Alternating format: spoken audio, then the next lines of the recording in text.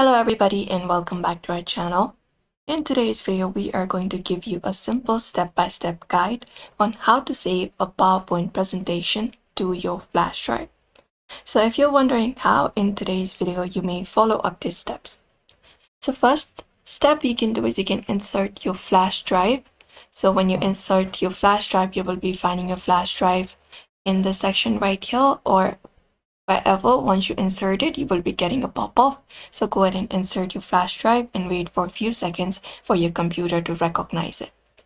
After you do so, you can open up the PowerPoint presentation that you want to save. I already have opened one on my screen right now. Now all you gotta do in order to save it to your flash drive is you can click on the file option in the top left corner of your screen. And once you do, click on it like this. And you just need to go ahead and select the option to select save as or save a copy. So select this option, and once you select this option, save as, a window appears here on your screen.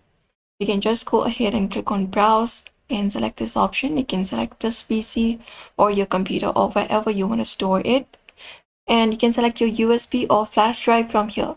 So let's say this is my flash drive, so you can basically select up your driver here or your drive here.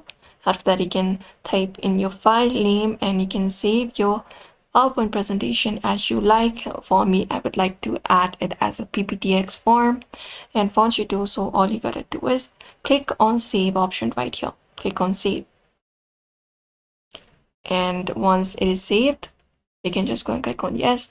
So once it is saved, you can close this up, and once saved, you can basically go ahead and eject your flash drive to avoid file corruption, and that's it. It is pretty easy in order to do so. So that is it. If you'd like to go ahead and save your PowerPoint presentation into your flash drive, you may follow up this method. So don't forget to give this video a like and subscribe for more tips and tutorials, and we'll be seeing you in another video.